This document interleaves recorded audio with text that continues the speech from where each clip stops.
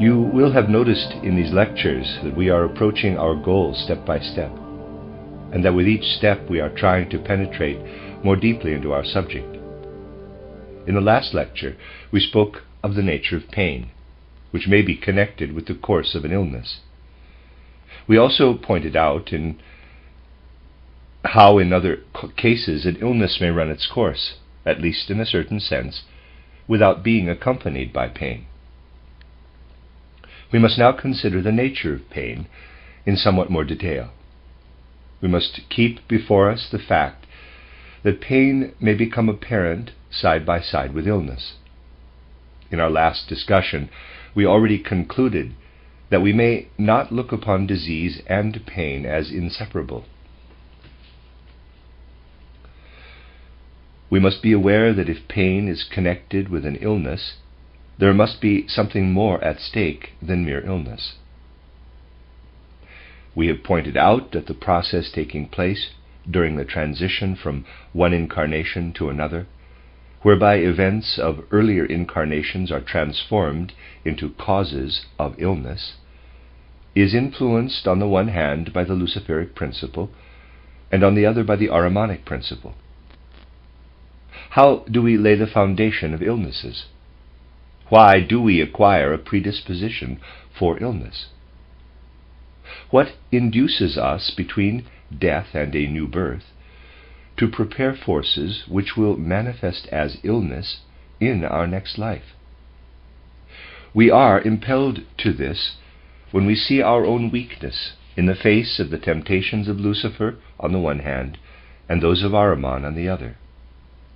All our greed, egotism, ambition, pride, vanity, all qualities connected with a sort of inflation of our ego, with the desire to be in the limelight, all this is the result of Luciferic temptations. In other words, if we fall victim to the forces active within our astral body, so that they find expression in our egotistical greeds and passions, we are in that incarnation performing actions to which we are tempted by Lucifer. And during the period between death and a new birth, we see the results of such deeds inspired by Lucifer. We then contract the tendency to incarnate in conditions where we shall have to suffer an illness, which, if it is overcome, will free us still further from the clutches of these Luciferic powers. If the Luciferic powers did not exist, we should not fall into those temptations that induce us to develop further in that way. If there were nothing else in life but the egotistical impulses and passions born of Lucifer, we should never be able to free ourselves from them, not even in successive incarnations, for we should ever again succumb to them. Suppose, for instance, we had been left to our own devices during Earth evolution, but were still subject to the Luciferic influence. We should have the temptations of the Luciferic powers in one incarnation, and then, after death, perceive where they had led us.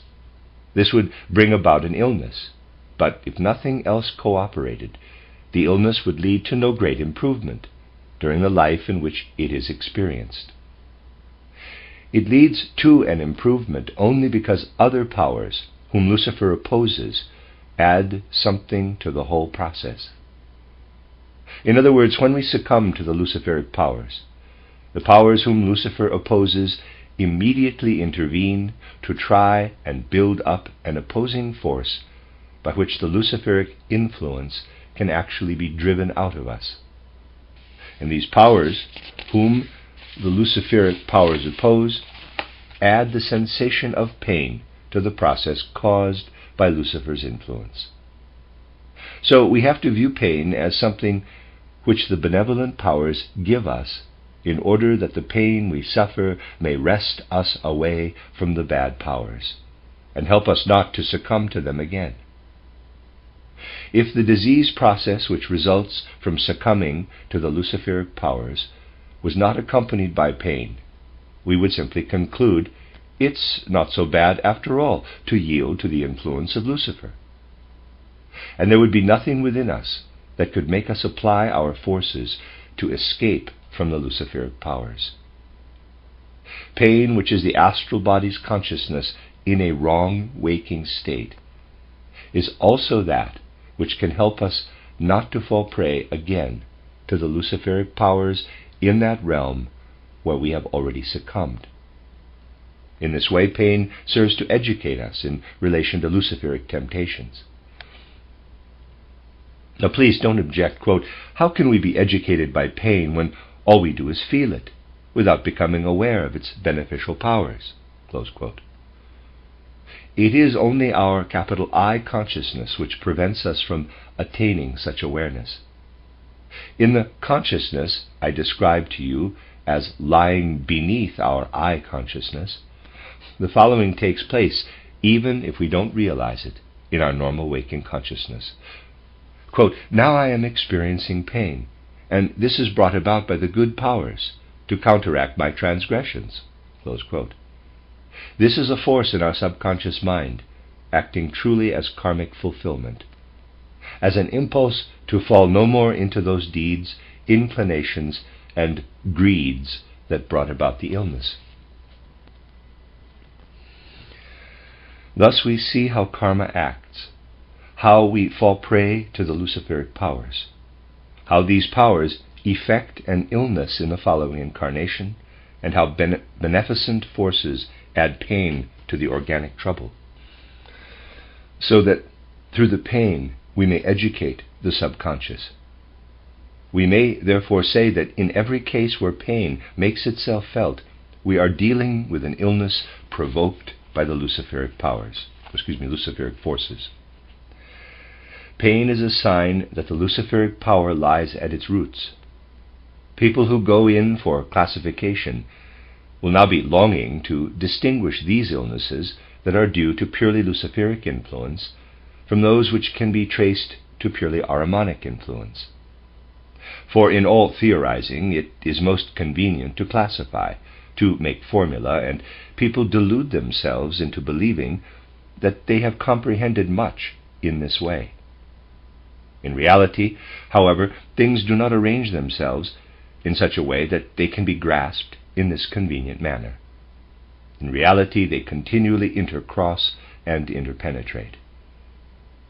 And it will be easy to understand that during the course of an illness, there are phenomena which may be attributed in part to Lucifer's influence, to the activities of our astral body, and others which are traced to the Ahrimanic influence. Thus, no one must believe that if we feel pain, it is attributable only to Luciferic influences.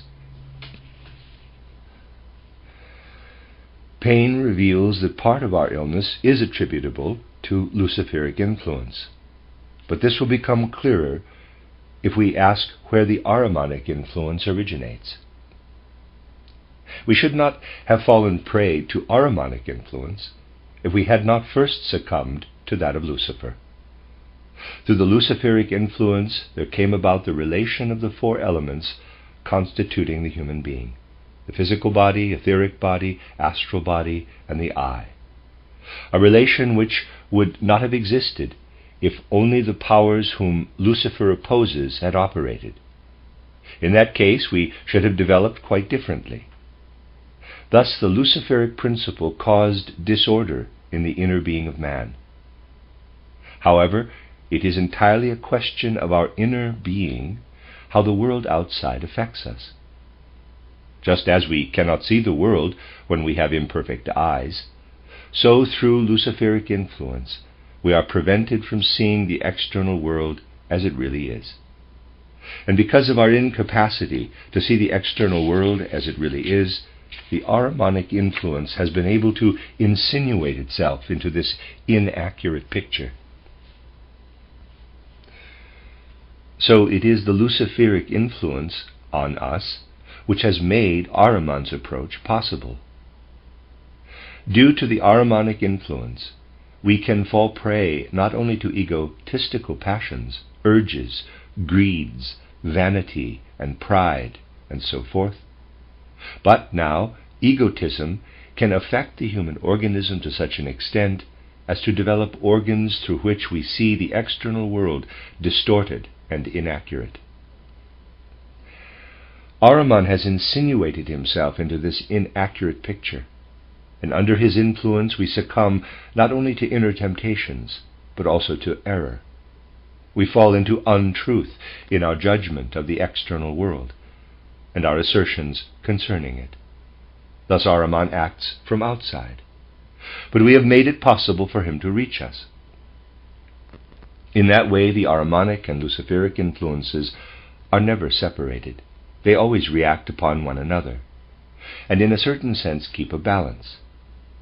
Lucifer manifests outward from within. Ahriman acts from without, and our picture of the world is formed between the two. If in one incarnation the inner human being gains in strength, if that individual is more exposed to the inner influences, then he will succumb more easily to Lucifer, when his pride, his vanity, and so on will come into play. In an incarnation in which a person is not, through his general karma, predisposed to yield to inner influences, he will be more inclined to fall prey to error and the temptations of Ahriman. This is what actually happens. So that in daily life we at one moment fall prey more to the temptations of Lucifer, and at another to those of Ahriman. And we oscillate between these two influences, which lead us, the one to inner conceit, and the other to illusions about the external world. Since it is a matter of singular importance, I might mention that the temptations from both sides must be especially resisted by anyone who is called to a spiritual development, and who wishes to penetrate into the spiritual world, whether by penetrating into that external spirituality which lies behind the phenomena of the external world, or whether by descending mystically into his own inner being. When we penetrate the world which lies behind the physical world, we always find those deceptive images which Ahriman conjures up. When a person tries to descend mystically into his own soul, he is exposed to the temptations of Lucifer in a special degree. When he tries to descend blissfully, without having previously taken precautions against pride, vanity, and so forth, when he succeeds in living as a mystic, without having given heed to a special moral culture, he is the more liable to fall victim to the temptations of Lucifer, who acts upon the soul from within. If a mystic has not given careful heed to his moral culture, he will be in great danger, when penetrating his inner being, of calling forth even more strongly than before the reactionary forces of Lucifer, and of becoming even more vain and proud than he formerly was. For this reason it is essential, first, to ensure that through the forming of our character we are able to resist the temptations of vanity, conceit, and pride to which we shall be exposed in any case.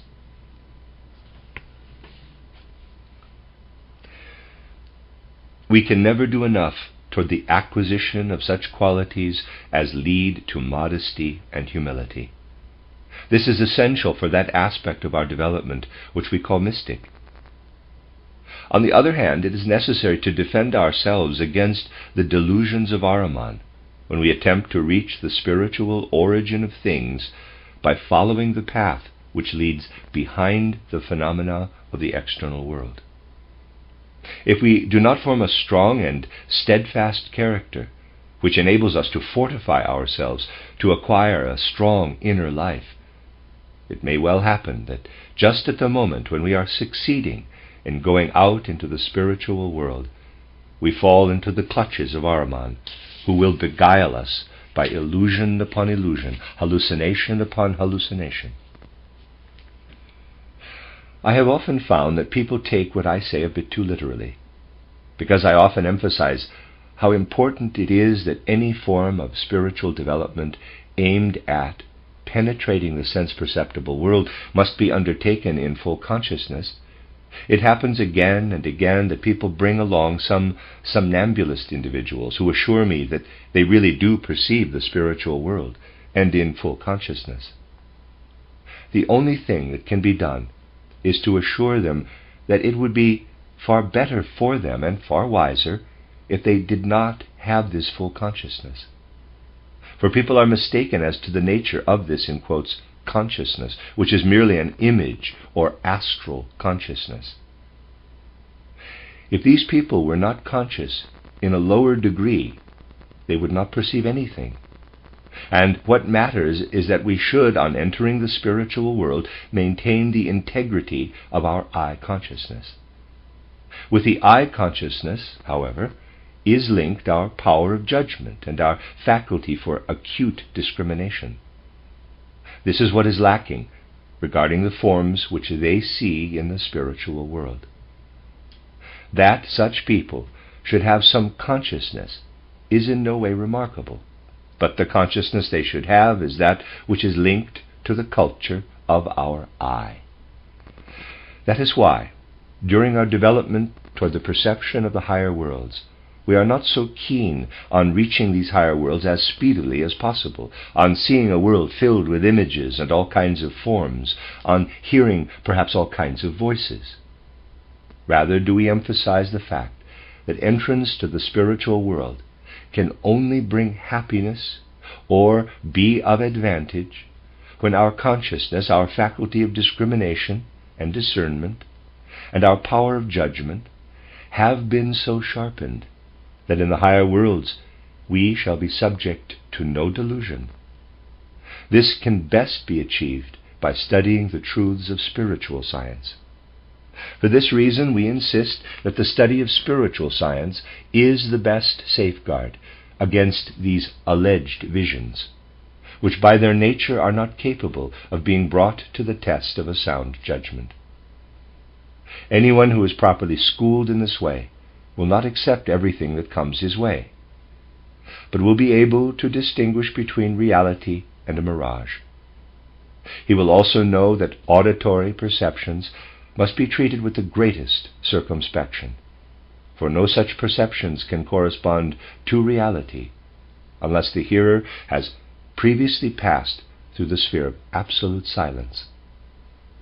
Anyone who has not first experienced the absolute silence and calm of the spiritual world may be certain that what he perceives are delusions, even though what they convey to him seems most portentous. Only people who have taken the pains to fortify their judgment through their very efforts at understanding the higher worlds will be protected from such delusions. The means offered by science are insufficient. Science does not provide us with a power of judgment sure enough and strong enough for true discernment in the spiritual world.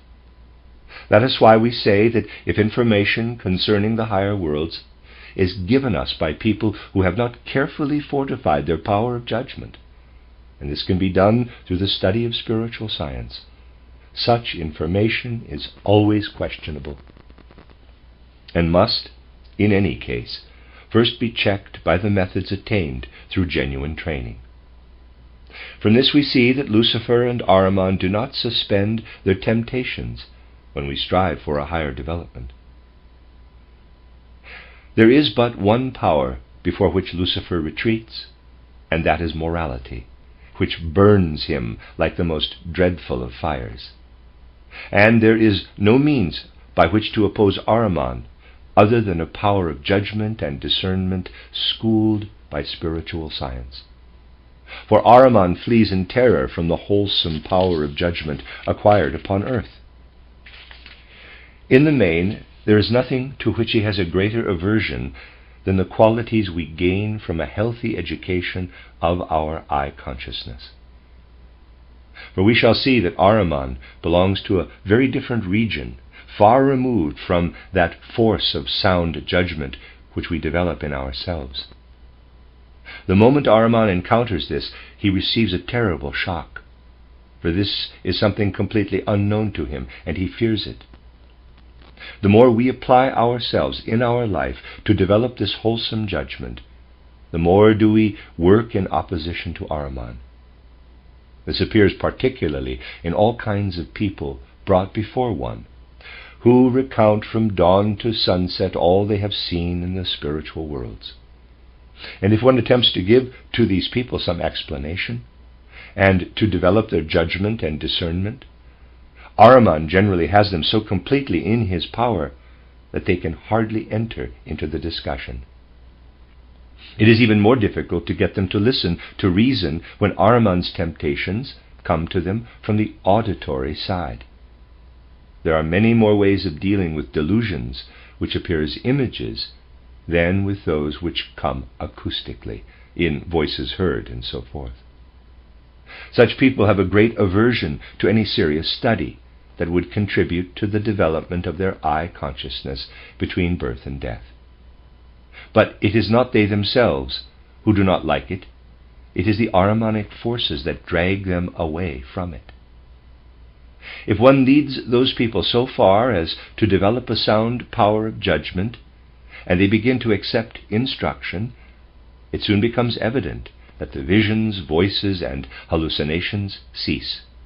They were merely Ahrimanic chimera, and Ahriman is possessed by fear as soon as he feels that from out of this person there comes forth a wholesome power of judgment. In fact, the best remedy against the particularly harmful diseases which result in visions and delusory voices induced by Ahriman is to do everything possible to induce the person to acquire a wholesome and rational judgment. In many such cases, this proves extraordinarily difficult, for the other powers make things very easy for the deluded ones and guide them on. But anyone who attempts to expel this power cannot take things as lightly as that, and in consequence finds his task a difficult one. For the people affected in this way will then often maintain that they are being deprived of that which before had led them into the spiritual world. The truth of the matter is that they are being healed and safeguarded against further encroachment by these powers. We now know what the Luciferic and Ahrimanic forces abhor. Lucifer is not at all pleased if human beings conduct themselves with humility and modesty, guided by a sound judgment of who they are. On the other hand, he is present like the flies in the dirty room whenever the qualities of vanity and ambition arise. All this, and the illusions which we engender about ourselves, prepare us to receive Ahriman as well. Nothing can defend us against Ahriman unless we really make an effort to think wholesomely, as life between birth and death teaches us to do. And especially we who stand on the rock of spiritual science have every reason to emphasize again and again, and as strongly as possible, the fact that it is not appropriate for us as earth beings to disregard that which is to be given us through life upon earth. People who disdain the acquisition of a wholesome judgment and power of discrimination, and who aspire to a spiritual world without making this effort, are really trying to shun earth life. They, being of the opinion that it is really far too trivial an occupation for them to concern themselves with matters that may lead to an understanding of this life, aspire to soar above it. They consider themselves superior, and it is just this frame of mind which constitutes a fresh cause of pride. For this reason we frequently find that people with an inclination to getting carried away, to avoiding contact with the earthly world and all it entails, refuse to learn, quote, because they are already in the midst of it all, close quote, and do not wish to be associated with a movement such as ours. Such people say humanity must enter the spiritual world. Certainly, but there is only one healthy plan by which we can enter, and that is the morality acquired on earth in a higher sense. A morality that will keep us from overestimating ourselves, and will make us less subservient to our impulses, greeds, and passions. And it is furthermore our active, wholesome interaction with the conditions of earthly life, as opposed to wishing to soar above earthly matters. Here we have drawn from out of the depths of karma something connected with the depths of spiritual life. This may be of great value, but nothing from the spiritual world is of value to the development of the human being and of his individuality unless it be brought forth from the spiritual world with sound reason and with morality.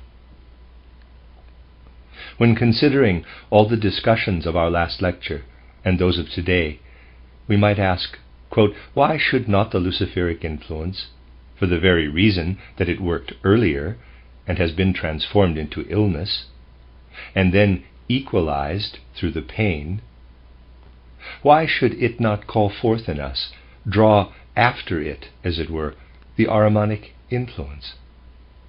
And why should not that which causes us pain and announces the Luciferic influence of a disease, why should not the Ahrimanic influence take part in this as a consequence of the Luciferic influence? How does the Ahrimanic influence work? How are the temptations of Ahriman turned into causes of illness? How do they manifest in later incarnations? Whatever is attributable to Ahrimanic influence is indirectly attributable to Lucifer. When, however, the Luciferic influence has been so strong as immediately to call forth the Ahrimanic influence, then this influence is all the more insidious. It anchors itself not only in the transgressions of the astral body, but also in those of the etheric body. It manifests in a consciousness lying deeper than our pain consciousness, causing damage not necessarily accompanied by pain, damage that renders useless the organ which it attacks. Let us suppose that in one incarnation an Ahrimanic influence had been exercised on a person, bringing with it certain consequences. Now, the individual concerned passes through the period between death and a new birth, and reappears in a new incarnation. Then it will become manifest that some organ has been attacked by Ahriman. In other words, the etheric body has entered this organ more deeply than it should, more deeply than normal. In such a case, precisely because of this defective organ, the person is even more open to the temptations of error, which are the work of Ahriman upon earth. By means of the organ which owes its defect to the Ahrimanic influence, and into which the etheric body has too deeply penetrated, the person would, if he were to experience the whole of this process, become even more enmeshed in what Ahriman can effect, namely Maya. Since nothing produced by the material world as Maya can be carried into the spiritual world withdraws further from him. For in that world there is only truth and no illusion. The more we become entangled in the illusions effected by Ahriman, the more are we impelled to enter even further into the external world of the senses, into the illusions of the physical senses, much further than would be the case without the defective organ. A counteracting effect comes into play, however, just as we have the effect of pain counteracting the Luciferic influence. This means that at the very moment when there is a risk of our being linked too closely with the physical world of the senses, and of our losing the forces which could lead us up into the spiritual world, the organ is destroyed. It will either be paralyzed or else rendered too weak to be effective. A process of destruction takes place. Thus, if we see an organ approaching destruction, we must realize that we owe this to beneficial forces. The organ is taken from us, so that we may find our way back into the spiritual world. When there is no other way, certain forces do in fact destroy our organs or weaken them, so that we may not become too greatly entangled in illusion. Let us take the case of a person who has a disease of the liver, but such as is not accompanied by pain. We are here dealing with the effect of a preceding Ahrimanic influence, which has resulted in this disorder in the liver. If this organ had not been taken from him, the forces connected with a deeper penetration by the etheric body would have led him too far into Maya. Sagas and myths have always known of the deepest wisdom and have expressed it. Of this, the liver is a very good example. It is an organ most eminently suited to drive us into the physical, illusory world. And at the same time, the liver is the organ which binds us to the earth. This truth is connected with the fact that precisely that being, who according to the legend gave us the force to guide us into earthly life and work effectively on earth, namely Prometheus, should have his liver gnawed by a vulture. A vulture gnaws at his liver, not because this would cause Prometheus any severe pain, for in that case the legend would not correspond with the actual facts. However, legends and myths invariably correspond with physiological facts. The vulture gnaws at the liver because it does not hurt, because the point was to show that Prometheus was bringing something to humanity through which human beings could become more deeply enmeshed in Ahrimanic illusion, if it were not for the possibility of compensation. Occult records are always in accord with the truths which we make known in spiritual science. I have shown you today, by a simple analysis of facts, that it is the beneficial powers which bring pain to us to react against the influence of Lucifer. Let us compare this with the records of the Old Testament. After Lucifer's influence had made itself felt, as is symbolized by the serpent's temptation of Eve, Lucifer's adversaries had to inflict pain to hinder what Lucifer was trying to achieve in human beings. The power whom Lucifer opposes had to appear and disclose that henceforth humanity should know pain. This was done by Jehovah or Yahweh when he said, quote, "In sorrow thou shalt bring forth children," close quote. Without the explanations of spiritual science, such accounts in the occult records are usually not interpreted correctly. Later, one realizes how profound these records are. That is why you cannot expect me simply to explain things out of a vacuum, without certain conditions being fulfilled. For me to be able to talk at all about the passage, quote, "In sorrow thou shalt bring forth children," close quote, I had to consider the karmic situation. Then the explanation can be given in the right place. Therefore, it is not much good to wish for one thing or another to be explained from occult records before the appropriate point in occult development has been reached. It is always regrettable when people ask, quote, "What does this mean? What is the meaning of that?" close quote. We must be patient and wait until we have reached the required stage. For with explanations alone, we shall achieve nothing. Thus we see our life affected by the Luciferic powers on the one side, and on the other by the powers whom Lucifer opposes. Furthermore, the Ahrimanic powers work into our lives, and we must realize that those powers which incapacitate our organs when we fall prey to Ahrimanic influences are among the beneficent powers whose adversary is Ahriman. What has been said so far will provide you with a good basis for looking deeply into the complicated workings of human nature, and you will conclude as follows. The Luciferic powers are those that have remained behind during the ancient moon period, and today, during our earth evolution, they influence human life by means of forces which are really moon forces.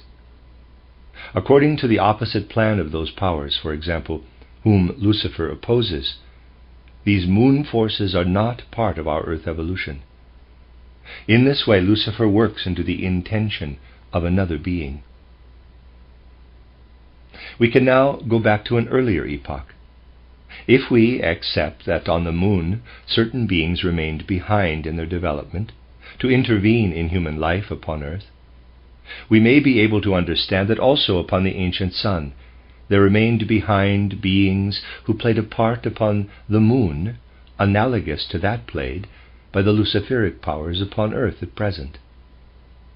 In the present human being, we observe what may be described as a conflict. The conflict between the luciferic powers, which penetrate into our astral body, and those powers which affect us only through our earthly achievement. For the powers whom Lucifer opposes can only act upon us through our I capital. If we acquire a clear insight into and a true evaluation of ourselves, we do so only with the help of those powers which affect our I. For this we must make use of our I. Therefore we may say that while our I struggles with the luciferic powers, Yahweh or Jehovah is fighting within us against Lucifer. That which watches over the ordered cosmic design is fighting against that which rebels against this design and against its exclusiveness. Our innermost being stands in the midst of this strife between Lucifer and other beings. We ourselves are the battlefield of this struggle, and the fact that we are the battlefield in this fight draws us into karma, but only indirectly, through the fact that this battle is fought against Lucifer. If, on the contrary, we turn our gaze outward, we are attracted by the influence of the Ahrimanic powers. Something is enacted that comes from outside, and here Ahriman enters within us. We know that the ancient moon was inhabited by beings who passed through their human stage at that time, as we are now passing through it in the course of Earth evolution. In title Cosmic Memory and title Occult Science, these beings are referred to as angels, angeloi, and Dionis. The name does not matter. Within these beings, a battle similar to the luciferic battle within our own souls took place, a battle provoked by those beings who had remained behind upon the sun. This battle upon the moon is in no way concerned with our inner I, for on the moon we did not yet possess our I. It is not concerned with anything in which our I takes part. Upon the moon it took place, quote, within the bosom of the angels, close quote. So, these beings developed in a way which was possible only through the influence of the other beings who had stayed behind during the sun evolution. These beings who played the same part with regard to the angeloi as the luciferic beings play with regard to ourselves today were the Ahrimanic beings, which during the whole of the sun evolution remained behind, as the luciferic beings did during the moon evolution. That is why we can only indirectly encounter these beings. It was Ahriman who, as it were, acted as tempter within the breast of the angeloi, and he was active within them. Because of him, the angeloi had become what they then became, and they have carried over with them what they acquired through Ahriman, as well as what they acquired in positive terms.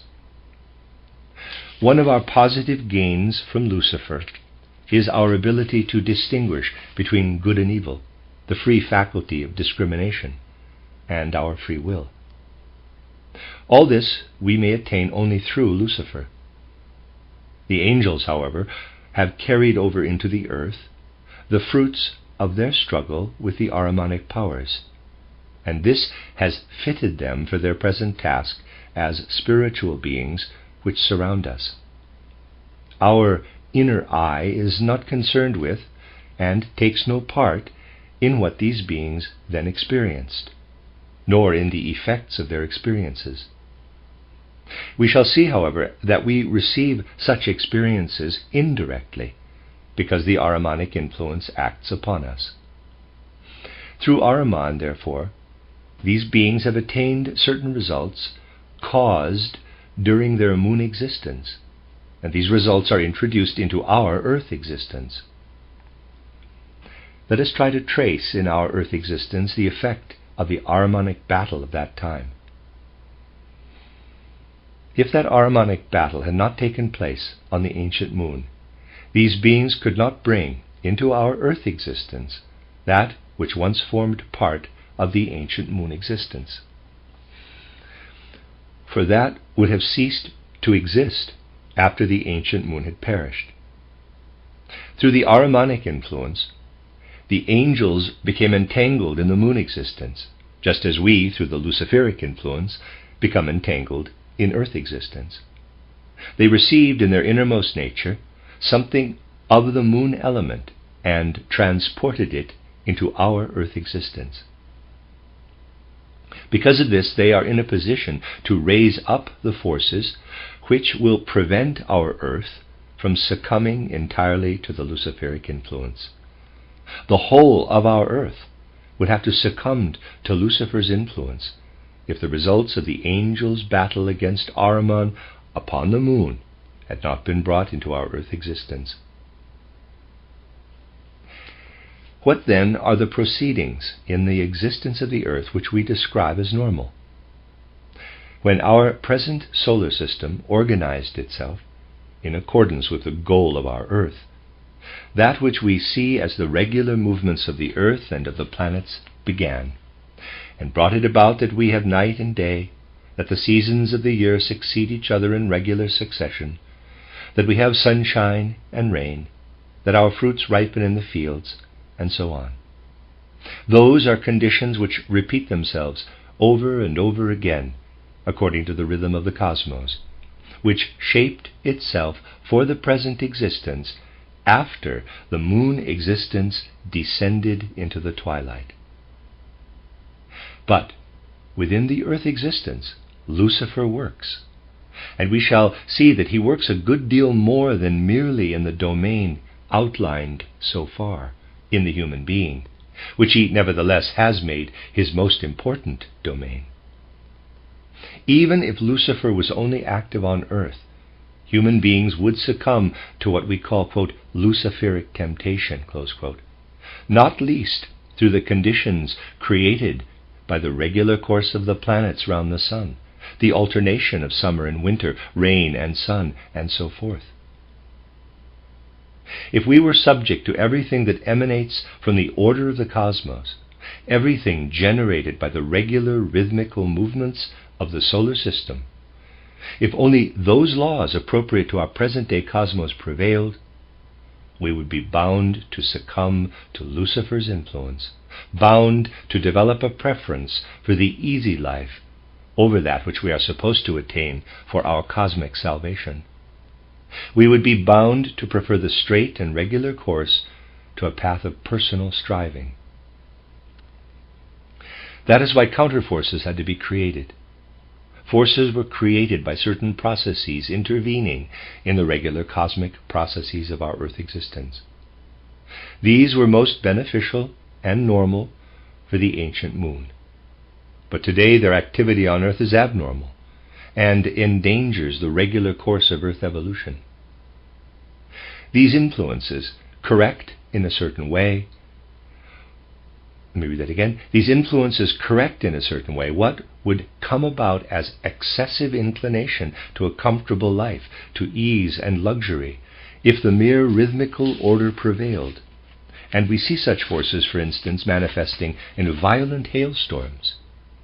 So, when that which otherwise would be produced by the regular forces of the earth is destroyed, a correction is brought about, which, on the whole, works beneficially, even though man cannot see it at first, because there is a higher reason at work than can be perceived by man.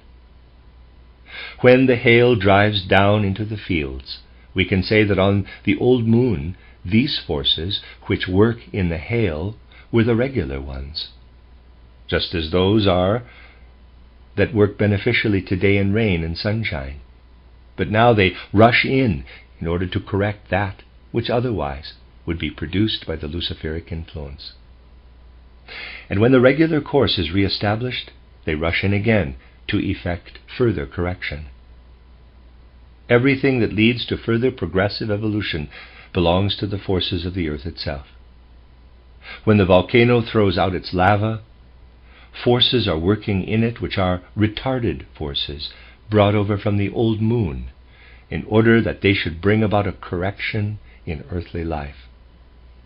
This also applies to earthquakes and other phenomena involving the elements. We shall find that much that comes from outside finds its justification in the general course of evolution. We shall see later how this is connected with the human eye consciousness. Many of the questions left open today will be addressed in that context. But one point on which we must be clear is that these matters represent only one side of human existence, of earth existence, and of the cosmic existence in general. If, on the one hand, we see in the destruction of an organ the beneficial activity of spiritual powers, and if we have found today that the whole course of earth evolution must be rectified by forces springing from the ancient moon existence, we must now ask how it is that we as earthly people, on the other hand, must try to rectify the harmful influences of the ancient moon forces. We surely feel that as earthly people we have not the right to wish for volcanic eruptions and earthquakes, nor may we ourselves destroy organs in order to assist the beneficial effect of the spiritual powers. At the same time, we can rightly say that the outbreak of an epidemic produces something we are seeking in order to compensate for something else. And we can assume that we are driven into certain conditions where we may suffer some injury, the overcoming of which will make us more perfect. What then of hygienic and sanitary measures? Could one not object, quote, if epidemics may prove beneficial, is it not wrong to take measures conducive to health and preventive of disease? Close quote. Someone might propose that nothing should be done to obviate natural catastrophes, claiming that this conclusion is entirely supported by what I said yesterday and today. We will find that this is not the case, but again only on certain conditions. For now we shall be ready, in the course of our next discussion, on the one hand, to understand how some organ of ours may be damaged through the workings of beneficial powers so as to prevent us from succumbing to Maya, and on the other hand, to become conscious of the effects we produce by obviating such beneficial influences upon ourselves by means of sanitary and hygienic measures. We will see that we have arrived at a point at which human beings arrive very frequently indeed, when an apparent contradiction emerges and we feel impelled by the total force of that contradiction. We come close to the point where the Ahrimanic powers can influence us greatly. Let me read that sentence again. When an apparent contradiction emerges, and we feel impelled by the total force of that contradiction, we come close to the point where the Ahrimanic powers can influence us greatly. The likelihood of succumbing to deception is never greater than at a time like this, when we have reached a bottleneck such as this. And it is just as well that we have got into this, because now we can say, quote, it is the good powers which render one of our organs useless, since this is a counteraction against Ahriman. Therefore one would have to be completely irresponsible not to call for what one might term, quote, the beneficial countermeasures against the Ahrimanic powers, close quote. After all, measures of hygiene and the like would weaken this beneficial counter-effect, close quote. We are in a bottleneck, and it is just as well that we have been led to this contradiction for once, so that we may reflect upon the fact that such contradictions are not only possible, but even a good discipline for our thinking. For when we have experienced how to get out of this contradiction, we will have applied some of our own inner forces, and this can give us the strength to resist Ahriman's deceptions.